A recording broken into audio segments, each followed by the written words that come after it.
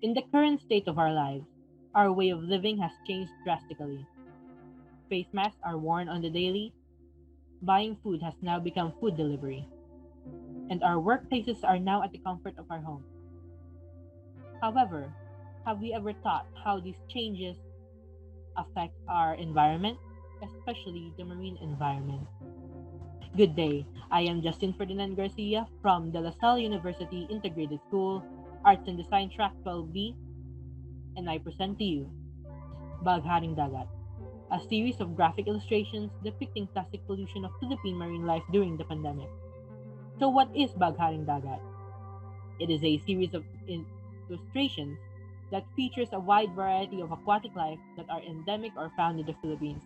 The subject of this artwork is portrayed as a representation of the real-life scenario and how the overuse of single-use plastics is harming the marine biodiversity of the country in the context of the COVID-19 pandemic. The following research questions are present in the paper and will be answered through critical discourse and other findings. The medium that will be used in the execution of this artwork is digital art and graphic design. Graphic design is chosen mainly for visual communication and providing emotional and cognitive information. This digital medium also ensures that fewer resources are used in the process of this creation. The artwork concept mainly focused on the plastic pollution in the timeline of the COVID-19 pandemic and also in the local context, mainly Philippine seas. Data gathering for the resources needed prior to the creation of the artwork is delimited due to the time frame provided. However, I intend to gather more information as the research goes on. So, before we begin thinking how environment affects us, we should see the post-structuralist thought on the environment. Through a structuralist view, the duality between humanity and nature and how nature is the other in the pair indicates that there is an innate system order that can be portrayed through text.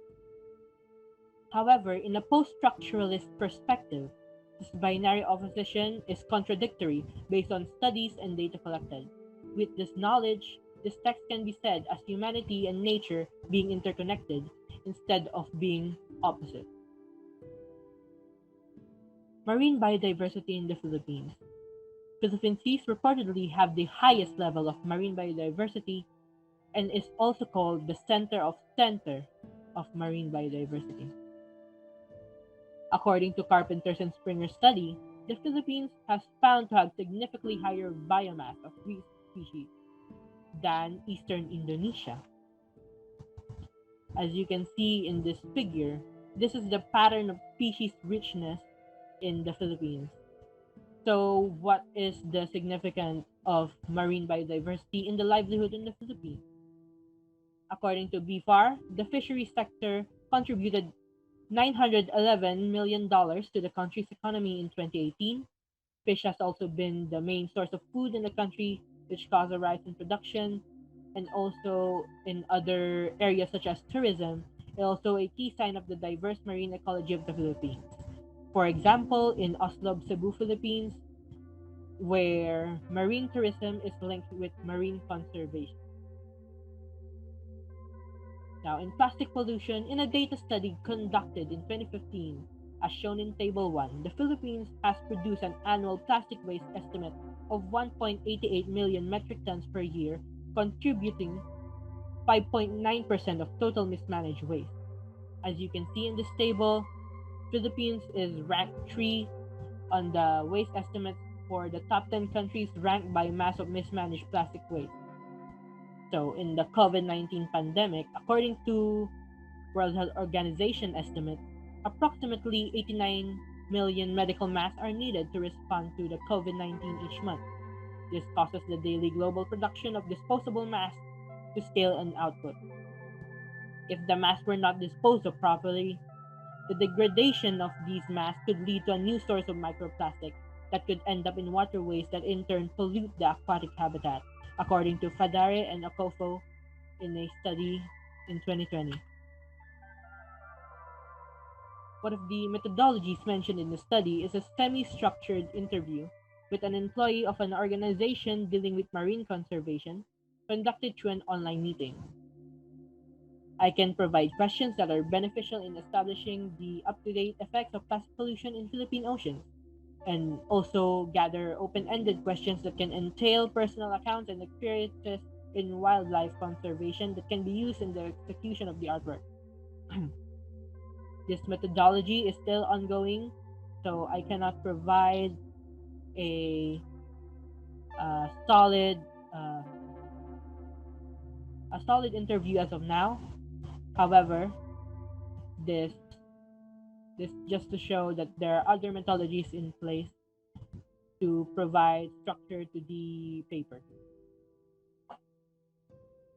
The following terms are defined to help the reader understand the context of each term in the study. So, what inspired me in creating this paper? The main objective for me to pursue this creation is the lack of notice of environmental protection programs in the mainstream news and media. I have an affinity for wildlife since childhood, and I felt the need to spark conversation about how the current actions of humanity disregards the natural world, the artwork concept. So, the artwork will consist of 10 digital illustrations of the given subject. It aims to portray the vastness and diversity of Philippine waters in its elements mainly through color and composition. It also prioritizes visual storytelling through the use of polyptych design approach. So, as you can see here, this is Whale by Monica Hedman. The artwork features a mixture of low polygonal design with line art. I chose this style since it aimed to invoke a feeling of comedy, yet portraying an apocalyptic message. Its art style also focuses on color due to its lack of excuse me, due to its lack of definitive features. As you can see here in Whale by Monica Hedman, this is an inspiration of the low polygonal design. As you can see, there is no line art and it features a geometrical shape. So this is what I intend to be the style of the artwork. Next, the artwork is inspired by Triptych Art, a work of art that has three sectional panels. Each illustration has details that make it unique. However, when they are joined, it completes a single narrative. Here's an example, Standards and Acceptance by Mariam Khan. So what are the elements and compositions that I want to portray in the artwork? Color is one of the elements that I focused on the most on these illustrations. And the polyptych design makes each illustration connected and illustrates the vastness of Philippine waters and its species. The artwork. What is shown is the progress of the ongoing paper as of now.